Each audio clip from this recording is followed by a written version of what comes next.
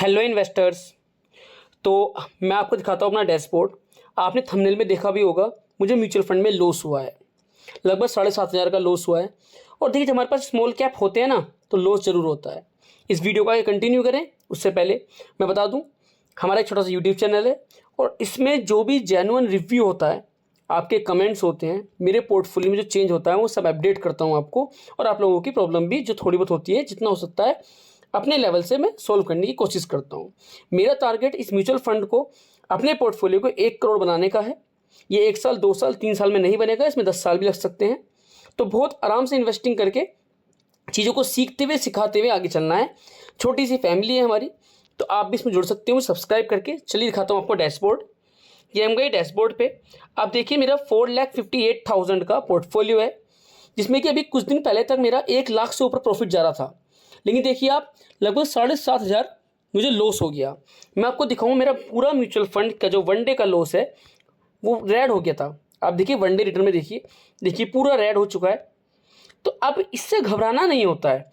अभी आपको mutual fund में प्रॉफिट होगा तो हम बड़े खुश होते हैं, लॉस होता है तो घबरा जाते हैं। नहीं, लॉस भी होता है, पर जो आज लॉस हो रहा है ये लॉन्ग टर्म में आपको इससे अच्छा प्रॉफिट ही मिलेगा। तो दूसरी बात, स्मॉल कैप लेने का थोड़ा सा जो लोग बोलते हैं डिसएडवांटेज, वो यही है कि जब मार्केट गिरती है तो स्मॉल कैप काफ़ी ज़्यादा गिरते हैं। अगर मार्केट 1% गिर रही है तो पोर्टफोलियो में अगर आपके पास स्मॉल कैप है तो वो लगभग 2-2.5% भी गिर जाते हैं।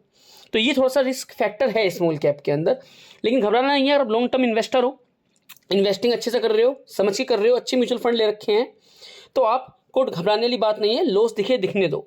ऐसे ही जब जिस दिन रिजल्ट आया था इलेक्शन का 4-5 जून के आसपास, तो मार्केट बहुत ज़्यादा गिरी थी। कुछ लोगों ने पैसा रिडीम कर लिया तो वो लॉस में चले गए।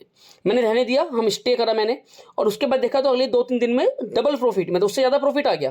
तो इसका कोई इशू नहीं होता। देखिए वन डे का लॉस लगभग 7,500 का लॉस हो रहा है एक दिन के अंदर ही। पूरा पोर्टफोलियो रेड है, लेकिन फिर भी घबराना नहीं है।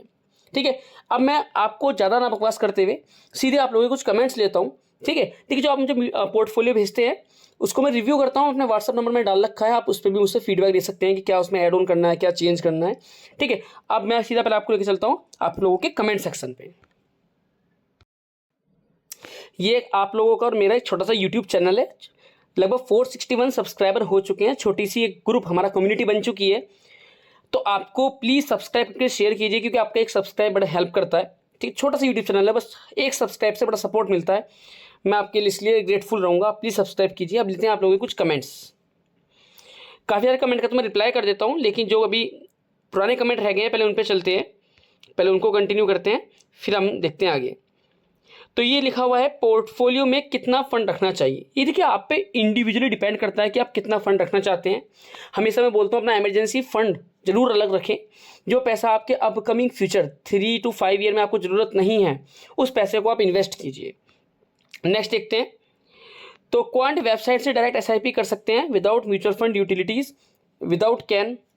तो मैं आपको थोड़ा सा क्वेश्चन समझ नहीं पाया हूँ। मैं आपको नंबर दे दूंगा तो आप उससे पूछ सकते हो।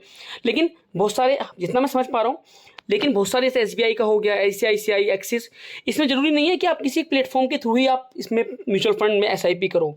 आप इनके खुद के भी ऐप्स होते हैं। एसबीआई का भी खुद का म्यूचुअल फंड का ऐप होता है, आईसीआईसीआई का भी खुद का ऐप होता है, तो आप उसके थ्रू भी कर सकते हैं। ऐसा कोई इशू नहीं है। शायद आपका सवाल इससे ही रिलेटेड था। चलते हैं नेक्स्ट। सर मेरा एसबीआई पीएसयू में लाख का लमसम है, क्या मैं अपने पैसा निकाल लूँ? देखिए, अगर आपने लॉन्ग टर्म के लिए इन्वेस्ट किया है तो फिर रहने दीजिए, क्यों निकाल रहे हैं आप। लेकिन मैं हमेशा ये कहता हूँ कि जो सेक्टोरल फंड होते हैं उसको थोड़ा अवॉइड कीजिए। अपने large cap, mid cap, small cap, flexi cap में पैसा लगाइए, क्योंकि सेक्टोरल फंड कभी कभी बड़ा अच्छा रिटर्न देते हैं। हम उसके पीछे भागते हैं फिर रिटर्न के पीछे, लेकिन जब कोई सेक्टर गिरता है तो बहुत सारा लॉस भी होता है और उस सेक्टर को उठने में काफ़ी टाइम भी लग जाता है। लेकिन जब हमारे पास small cap, large cap, mid cap, हमारा पूरा डाइवर्सिफाई हो जाता है, तो उसमें अगर मार्केट गिरती है तो ही हमारा पोर्टफोलियो गिरता है, मार्केट उठती है पोर्टफोलियो उससे अच्छा उठता है। कोई एक सेक्टोरल पे हम डिपेंड नहीं रहते हैं। तो मेरा मानना यह है कि सेक्टोरल फंड में कम जाइए, बाकी पर्सनल चॉइस है आपकी। नेक्स्ट देखते हैं।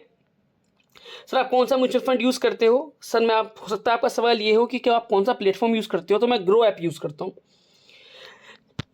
तो ये छोटा, हमारे 461 सब्सक्राइबर हो गए हैं, 500 सब्सक्राइबर का टारगेट है।